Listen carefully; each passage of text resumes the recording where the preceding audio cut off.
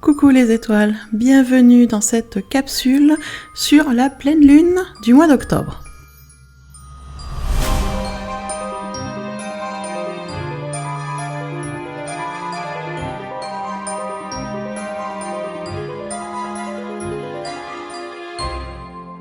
Alors, je vous le disais, on arrive sur la pleine lune d'octobre, qui, ma foi, continue dans sa lancée. Depuis quelque temps, on travaille toujours sur les mêmes sujets, les énergies insistent sur les mêmes choses, et vous allez voir qu'avec cette pleine lune d'octobre, eh bien, on continue à travailler sur ce qu'on a déjà travaillé, sur la nouvelle lune et sur la pleine lune d'avant.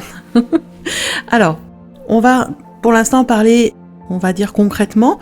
La pleine lune, elle sera à son apogée le 20 octobre 2021 à 16h57 31 secondes, heure de Paris. Je précise bien, c'est heure de Paris.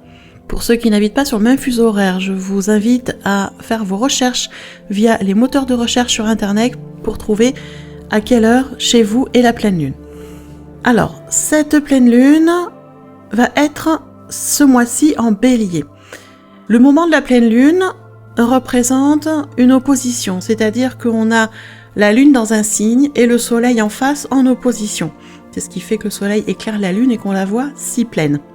Et comme il y a une opposition entre le soleil et la lune, eh bien, ça provoque ces, raz-de-marée émotionnels qu'on a souvent sur la pleine lune. C'est normal, les deux sont l'un en face de l'autre et les deux se titillent.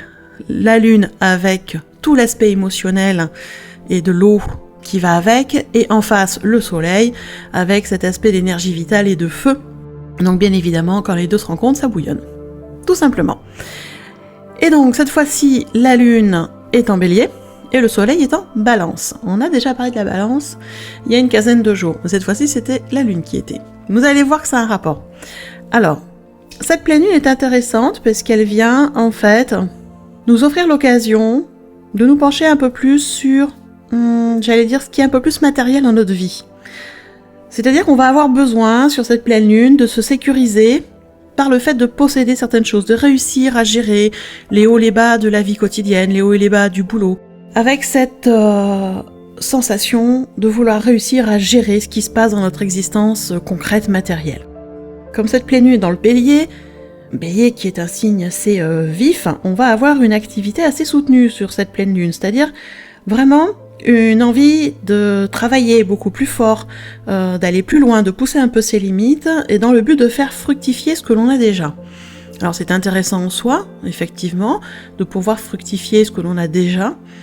Par contre, il faudra faire attention de trouver le bon équilibre, parce que si on veut voir grandir certaines choses, faire fructifier certaines choses qu'on a déjà, ça veut dire qu'il faut aussi libérer de la place pour que ça puisse grandir. On n'a pas un espace infini chez soi, ni dans notre vie, même si on a un grand espace, mais matériellement, concrètement, on n'a pas un espace infini. Donc à un moment, si on veut rajouter de nouvelles choses, ça veut dire qu'il faut se débarrasser des anciennes, de ce qui sert plus, de ce qui est inutile, de ce qui est superflu. C'est pas si évident que ça, de se rendre compte de ce qui est superflu dans notre vie. Il faut lâcher l'émotionnel, il faut lâcher le mental, revenir dans le cœur. C'est pas si évident. Et cette pleine lune, c'est ce qu'elle nous amène à travailler. Eh oui, vraiment, elle nous amène à travailler ça. Elle nous amène aussi à un aspect particulier, ce que je vous dis, on a le soleil en Balance, avec Mars aussi qui est en Balance. C'est-à-dire qu'on a une opposition entre la lune en Bélier et Mars et le soleil qui sont en Balance. Et ça veut dire quoi ? Ça veut dire que ça nous amène aussi vraiment cette énergie de nettoyage par le vide. Mars est un nettoyeur. Il est là pour se débarrasser de ce qui sert plus. Donc il vient dans ce sens de la pleine lune dire allez, si on veut faire grandir les choses, faut se débarrasser de ce qui sert plus. Oui, mais il vient aussi donner une énergie très forte, une énergie très impulsive, très réactionnelle, des fois très radicale dans nos actions, dans nos réactions ou par rapport à comment on vit les situations. Donc voilà. Il va falloir faire un peu attention parce que d'un côté on a ce soleil Mars qui nous pousse à faire du vide et à être pleinement nous-mêmes, parce qu'on est toujours dans le signe de la Balance, donc être nous-mêmes, trouver notre place. Et en face, il y a la lune qui est là aussi pour temporiser, cette pleine lune en Bélier qui est là pour, oui ok, c'est important que tu restes toi-même, c'est clair, mais en t'accordant aussi avec ce que toi tu as besoin. Ne t'oublie pas toi au détriment des autres. C'est-à-dire que oui, travailler pour les autres, aider les autres, se lancer dans des projets, dans des partenariats, dans des choses qui nous font vibrer, c'est ok parce qu'on va avoir plein d'enthousiasme, d'optimisme, des envies vraiment de s'investir sur des nouvelles choses, c'est ok de tout ça. Travailler en équipe, c'est ok. Avec toutefois, de faire attention, travailler avec les autres, pour les autres, au service des autres. Oui, mais qu'est-ce que tu en retires toi ? Quel est ton cadeau à toi ? Le bénévolat, ça va un temps, mais il y a un moment, on en retire tous quelque chose, même ceux qui font du bénévolat. Mère Teresa en faisait beaucoup, et ce qu'elle en retirait, ses cadeaux, c'était de voir le bonheur sur le visage des enfants, de voir que les choses avançaient, de voir qu'elle était utile à ce que les choses avancent. Donc qu'est-ce que tu retires toi de ce que tu fais avec les autres, de ton travail d'équipe ?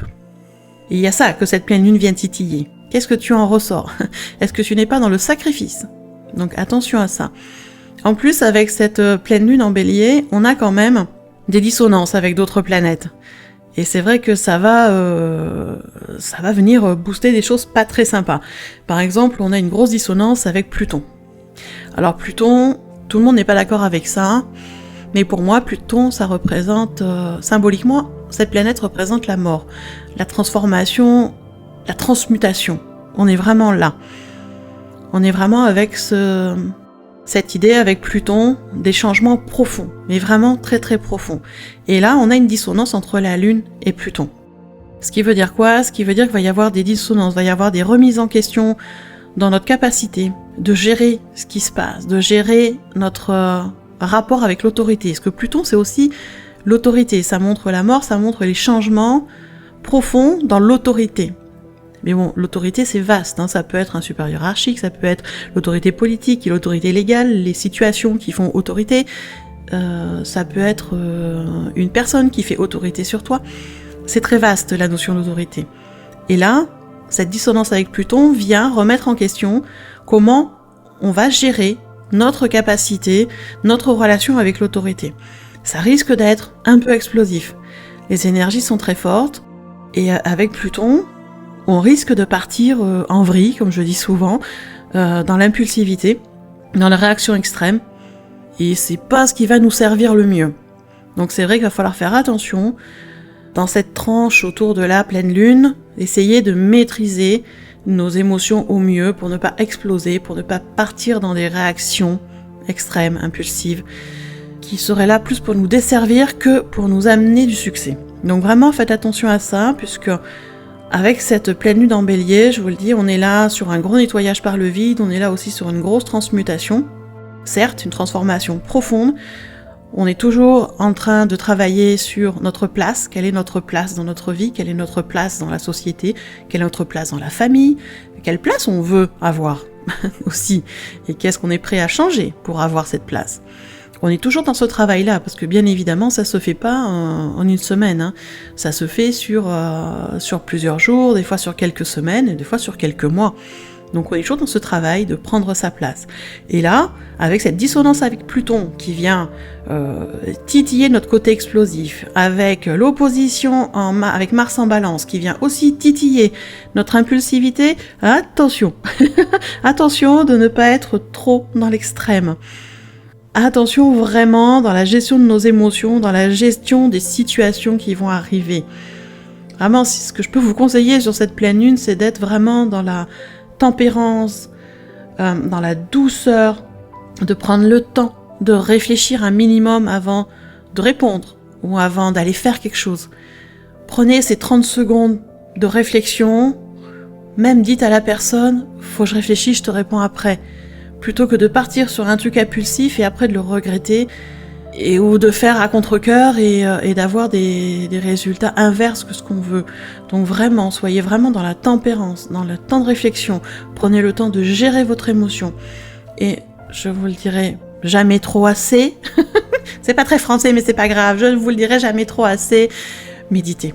Méditez parce que c'est vrai que ça amène énormément de bienfaits, que ce soit pour le corps physique, que ce soit pour la gestion des émotions, que ce soit pour apprendre à être dans l'instant présent. Méditer, c'est super important. Au niveau des émotions, aussi pour mieux gérer les émotions et être plus en recul et en lâcher prise par rapport à ce qui se passe, vous avez aussi les exercices de cohérence cardiaque qui sont super intéressants à faire. Alors, peut-être pas, j'allais dire toujours avec ce qu'on trouve sur YouTube, vous en trouvez des très bien, mais souvent, le rythme de respiration peut être trop rapide pour vous. Et c'est ok, mais il y a des gens qui mettent du temps pour respirer. Je sais pas vous, mais moi il y a des jours où mon inspiration et mon expiration, même pendant les exercices, vont être de 4 secondes parce que j'ai un peu plus de mal à respirer ces jours-là. Et il y a des jours où c'est plus calme, où mes énergies sont plus calmes, où du coup mes temps d'inspire et d'expire vont être de 7 secondes. Donc bien évidemment, quand je suis à 7 secondes, ce qui est comme ça la plupart du temps, les rythmes de cohérence cardiaque ne me correspondent pas. Parce qu'ils sont en général de 5 secondes. 5 expire, 5 inspire. Et la plupart du temps, c'est trop rapide pour moi. Ça me fait tourner la tête, ça me fait de l'hyperventilation. Donc je fais la cohérence cardiaque. Par contre, je me mets une musique très douce, très relaxante, très zen.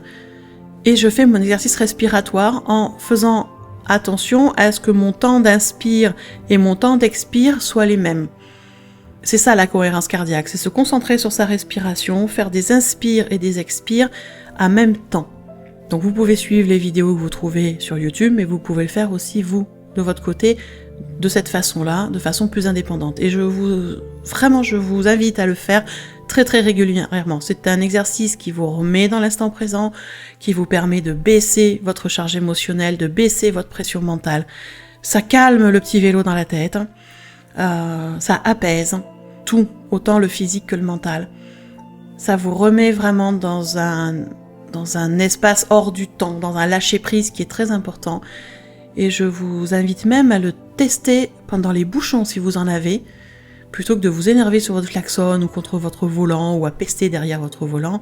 Eh bien, mettez une musique douce, faites de la cohérence cardiaque, et vous allez voir que le bouchon va se passer beaucoup plus facilement. Bref, revenons à notre mouton, revenons à notre pleine lune. Je me suis un peu égarée. Donc cette pleine lune qui est vraiment avec une énergie super fougueuse, une énergie vraiment impulsive, c'est vraiment ça, c'est un cheval sauvage qui nous arrive là sur cette pleine lune. Et il faut savoir en plus que la lune, petit à petit, dans son parcours, est en train de se diriger vers Uranus. Uranus qui est en taureau depuis un bon moment. Et Uranus, c'est la planète du changement. Uranus, elle est là pour nous dire, il y a des choses qui vont pas, faut changer. Faut faire différemment, pas toujours évident. Et c'est vrai que entre Mars qui veut qu'on avance, Pluton qui est là pour amener vraiment des transmutations, et la Lune qui s'en va tout doucement vers Uranus et qui va se mettre avec des oppositions avec d'autres planètes, et ça va pas nous amener des choses très sympas, on va avoir des sensations de frustration. Parce qu'on se sent freiné, on se sent brimé, on se sent bloqué, il y a plein de choses qu'on veut faire, qu'on n'arrive pas à faire, pour X et X raisons. Il y a plein de blocages, il y a plein de barrières. Et en fait, il y a des incohérences, parce que d'un côté, on veut changer plein de choses, de l'autre côté, on veut pas perdre les acquis qu'on a déjà. Alors que peut-être que les acquis, faut les perdre, pour justement en avoir des nouveaux, et des choses plus intéressantes. Et c'est ça, l'incohérence, qui va ressortir sur, on va dire, les dernières heures suivant cette pleine lune. On va avoir aussi la sensation de frustration, de je veux changer ça, mais ça je veux pas le lâcher, ça je veux le garder, je veux garder l'ancien mais je veux faire du nouveau, c'est complètement incohérent. Et pourtant c'est là, ça fait partie de la nature humaine et ça nous bouleverse à l'intérieur. Donc on risque d'avoir avec ces sensations de frustration et cette sensation d'être bloqué pour diverses choses, des réactions de colère, des réactions assez extrêmes, où on a envie de tout envoyer balader et on respire pas, on réfléchit pas, et on fonce dans le tas, et la plupart du temps on n'a pas les résultats qu'on aurait voulu, on a même l'inverse. Donc vraiment, cette pleine lune qui va être extrêmement impulsive, extrêmement fougueuse, faites vraiment attention, prenez le temps de la réflexion. Cette pleine lune elle dure que 3 jours, n'oubliez pas, pour la plupart. Après il y a des gens qui sont plus sensibles où effectivement ça va durer sur une semaine. Mais c'est juste une semaine dans le mois, donc sur cette semaine-là, sur ces quelques jours-là, prenez votre temps, réfléchissez. Comme je dis, tournez cette fois la langue dans la bouche avant de parler. Ou comme disait ma grand-mère, tricote 3-4 ans avant de te mettre à l'action. Ça te permettra de réfléchir et de pas foncer tête baissée. Elle avait pas tort. Donc c'est vraiment les conseils que je vais vous donner sur cette pleine lune, vraiment. Prenez le temps de cette tempérance, de cette bienveillance envers vous-même, de réfléchir, de voir ce que vous pouvez changer, ce qui est possible de changer. On vous dit pas de tout changer maintenant, c'est pas possible de tout changer maintenant, mais déjà d'avoir conscience de quelle est votre place actuellement dans votre vie, dans vos domaines de vie. Quelle est votre place? Est-ce que vous êtes satisfait de votre place? Est-ce que vous voulez changer les choses? Si c'est oui, que vous voulez changer parce que vous n'êtes pas satisfait, parce que ça ne vous va pas, eh bien prenez conscience qu'il y a des choses à changer. Commencez à lister ce que vous voulez changer et commencez à lister comment vous pouvez le changer. Personne ne vous le dit de le faire là tout de suite, les changements. Mais prenez-en en conscience. Quand vous avez les choses en conscience dans la tête, que vous les avez accueillies, acceptées, eh bien petit à petit, elles vont se mettre en place dans la matière. On commence par là, on prend conscience dans l'esprit, on accueille, on accepte, on commence à lister ce qui est possible de faire, et puis on va faire une première action, celle qui nous paraît la plus importante à ce moment-là. On fait une première estimation de qu'est-ce que ça a donné, on ajuste s'il y a besoin, puis on continue, puis on passe à la deuxième, on passe à la troisième. Mais quand on a cette prise de conscience et qu'on a commencé à noter ce qu'il allait falloir faire comme changement, même si j'aime pas ce mot-là, mais ce qu'il est nécessaire de mettre en place, eh bien, petit à petit, il y a des choses qui vont se mettre en place.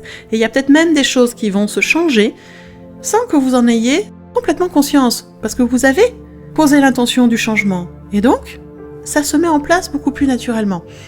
Vraiment, essayez ça, vous allez voir. C'est très surprenant. Quand on a mis en conscience les choses et qu'on a commencé à poser sur papier des actions, on en décide une, mais il y en a souvent 2 ou 3 qui se font sans qu'on s'en rende vraiment compte. C'est après quand on revient sur le papier, on dit mais ça je l'ai déjà fait. Mais ça en fait je l'ai fait. Non, c'est cool. C'est parce que vous l'avez accepté en conscience, donc ça se fait. C'est vraiment ça. Essayez de lâcher les résistances. Essayez d'apaiser votre mental. Et pour vous aider dans toutes ces démarches-là, dans toutes ces transformations qui sont pas faciles, je vous propose un soin énergétique collectif pour la pleine lune. Alors, ce soin énergétique, il va se dérouler le 20 octobre à 21h, heure de Paris.